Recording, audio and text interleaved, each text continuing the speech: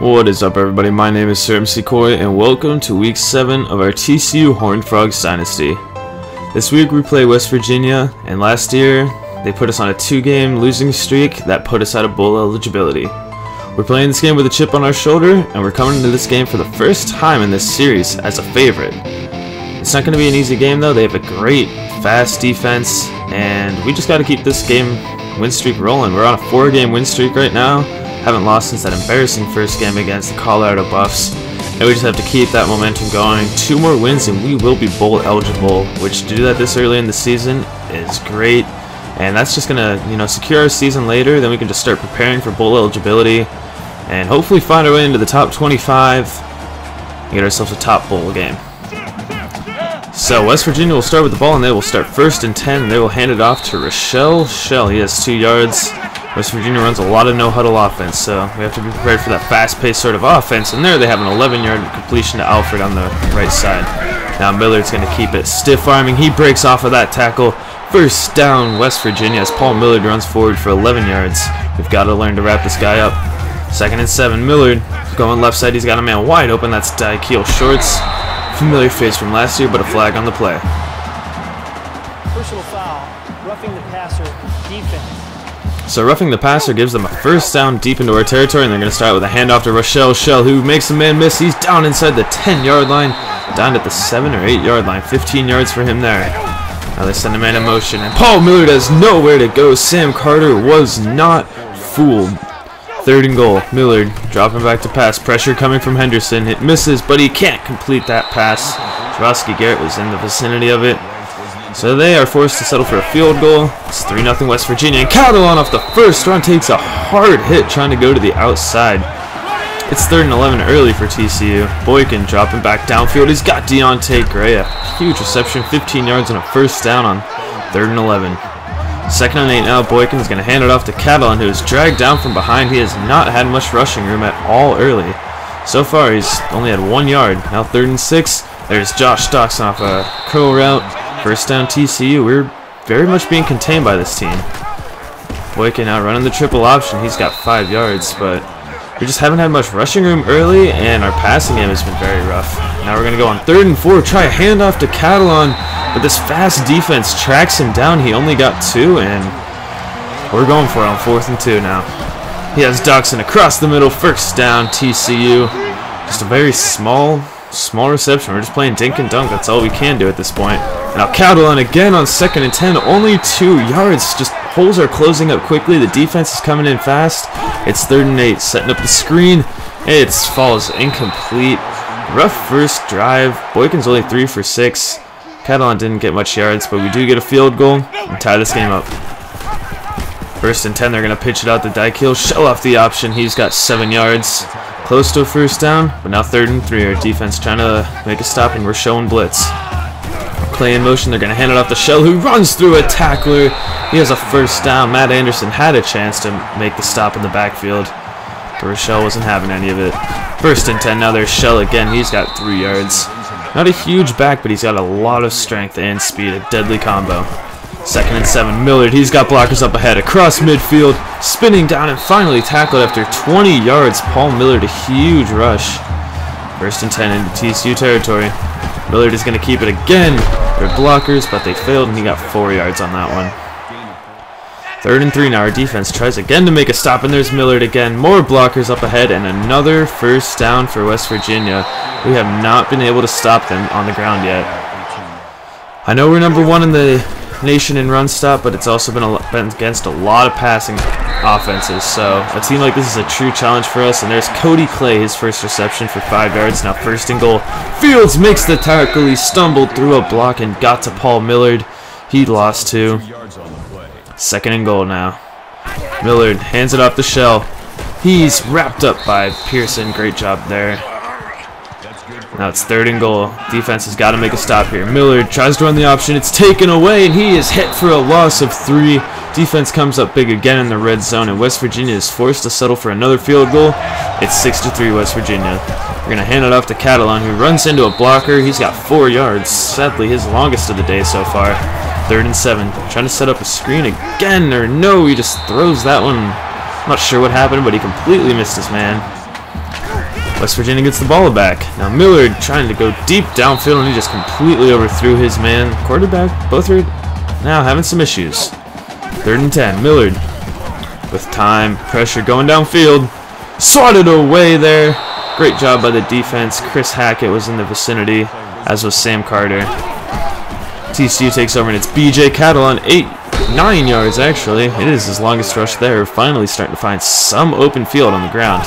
Now 3rd and 1, it'll go to Catalon. He's met at the line of scrimmage. He got 3 yards though, being tackled forward.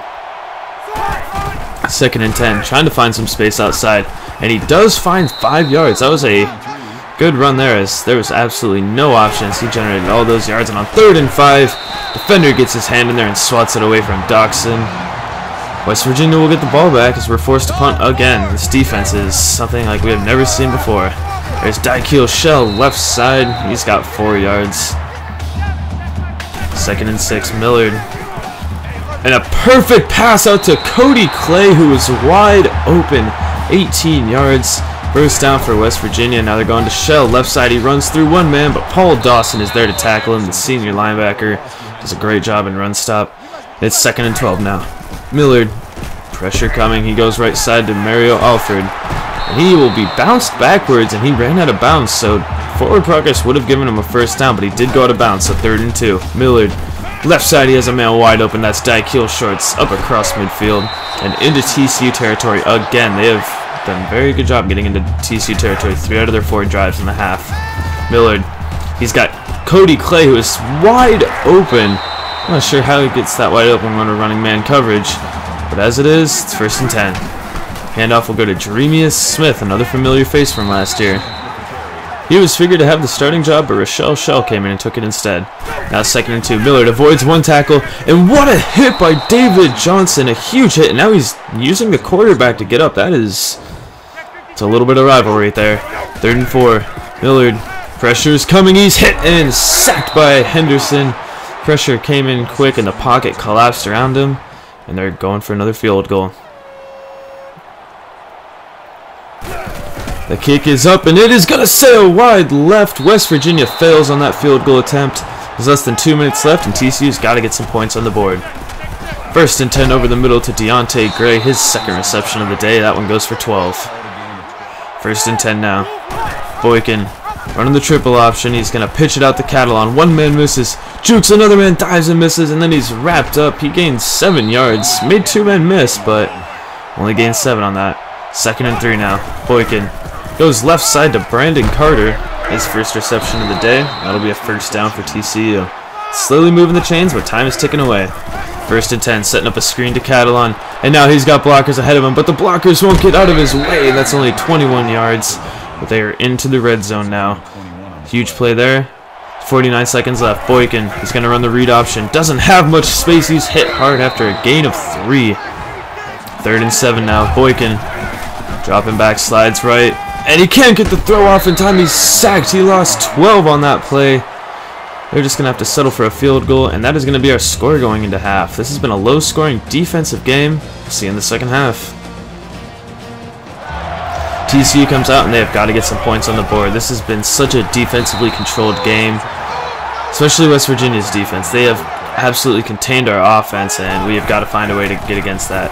3rd and 4 now. Downfield, Brandon Carter, a huge one-handed catch. First down, TCU. They've got to score here and get some momentum in their favor. Now the handoff will go to Catalon outside. A wide receiver missed a blocker or something because he just lost 5. 2nd and 15 now. Doxson goes in motion. Boykin dropping back. Goes left side. He's got his tight end Griffin Gilbert, who came off a monster game last year, but that is only his 1st reception. 3rd and 6 now. Boykin trying to set up another screen to Catalon. 3 of his blockers commit to one guy downfield, and he didn't have any blockers to help him. He only got 3. After an amazing punt, West Virginia will start at their 2-yard line. They're going to start with a fullback handoff to Antonio Jackson. He's got 5 yards, and they have 100 rushing yards as a team already. Millard over the middle. It's Cody Clay again, wide open. This man is somehow just continuing to get wide open against our man coverage.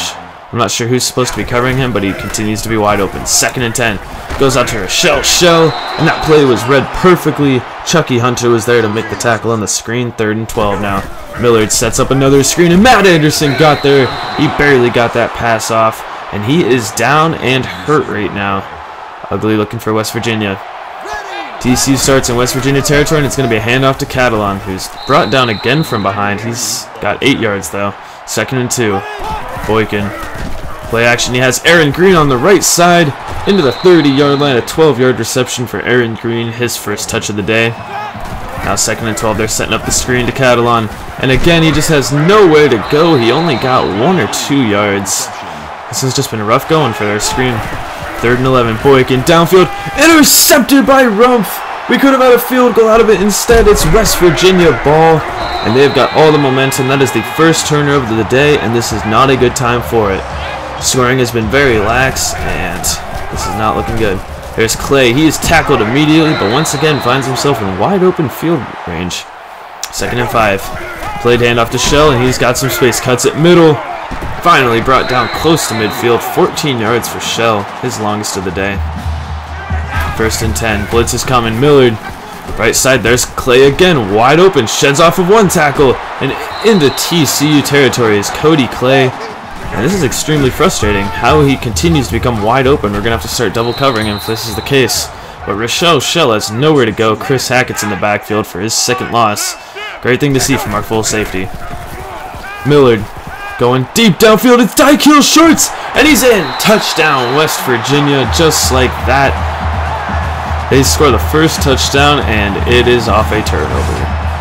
So the turnover proves to be deadly, and West Virginia has a 7-point lead, the first touchdown of the game. Now 1st and 10, we have got to answer quick as there's time running out in the 3rd. Boykin's got 6 yards on a read option, but now 3rd and 2, we got to convert here. Hands it off to Catalan up the middle. He has got space. A huge run for BJ Catalan, 14 yards, his longest of the day. He's nearing 50. That's something we're normally saying in the 1st quarter, not the end of the 3rd. Now BJ Catalan across the middle has 8 yards on that reception. Setting up 3rd and 1. We're going to hand it off again to him. No. Read option to Boykin. He's got space now. 12 yards for Trayvon Boykin, and we are moving on this drive. We have got to get a touchdown and even this score up quick.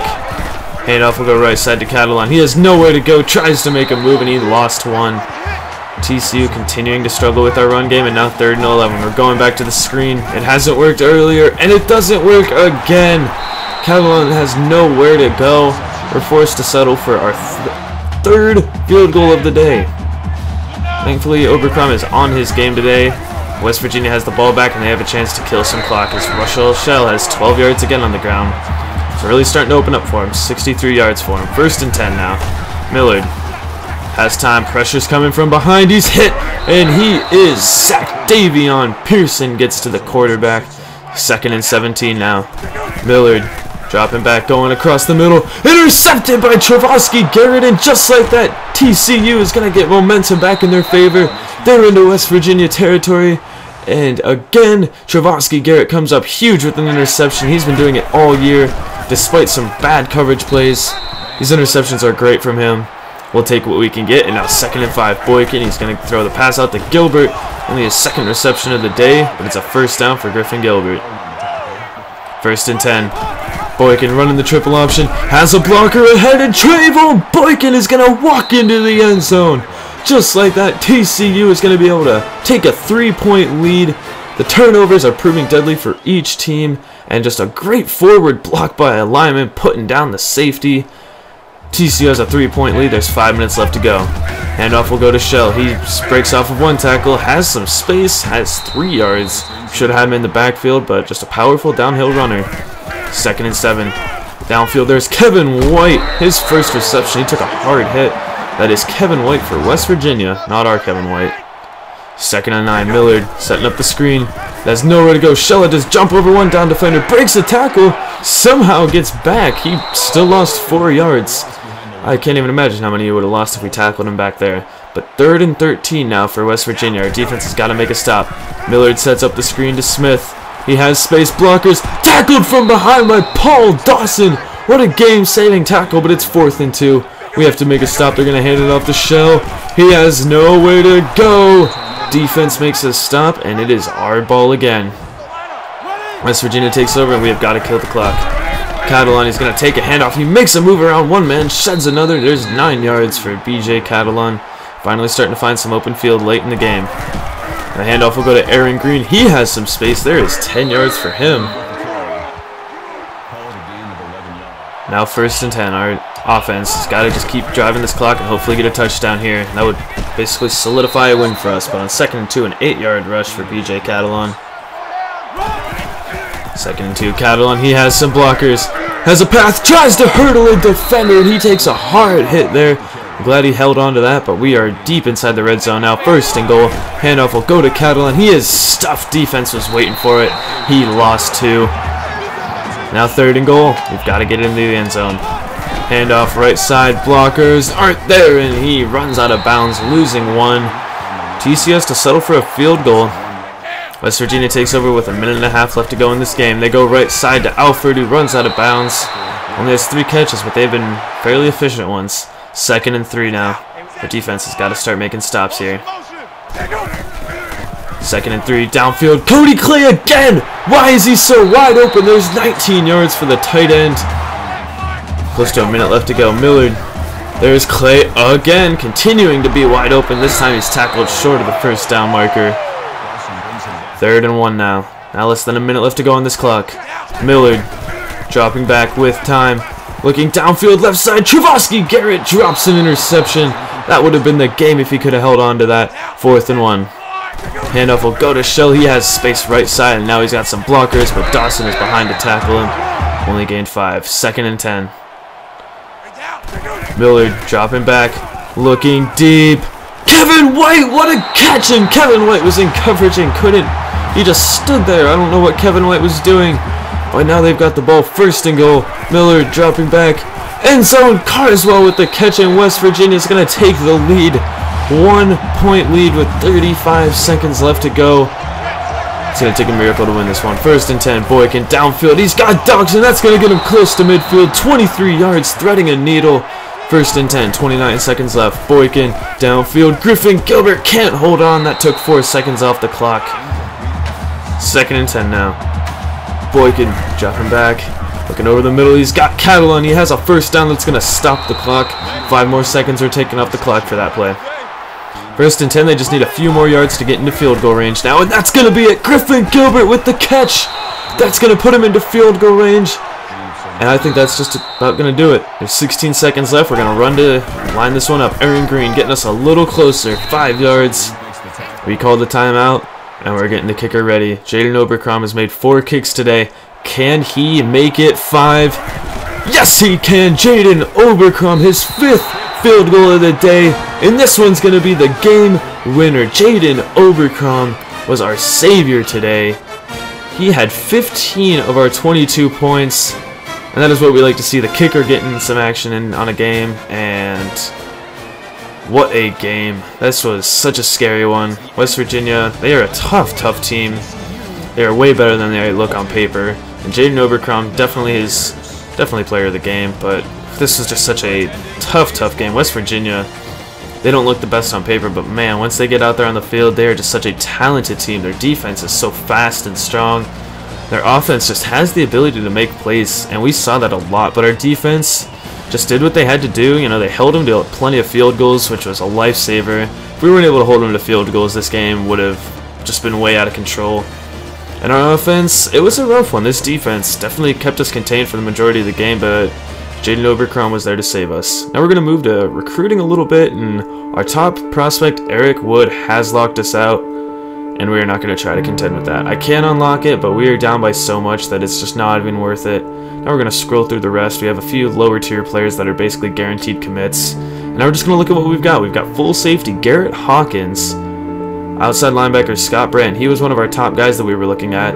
He's a 3-star prospect, and he is a gem that we found. I'm glad that we got him on the team. And then Marcus Bass, a 77 overall 3-star. Another gem. We've been finding a lot of gems in this year's prospect pool. And then we got a depth defensive tackle, Steve Harris. Now we move on to number 11, Kansas State University. This is going to be a huge game for us. A win here will make us bowl eligible in Week 8. Let's hope we can do this. If you liked the video, please leave a like, leave a comment with any team suggestions. And if you're new to the channel, please do subscribe, and hope to see you looking forward to new content.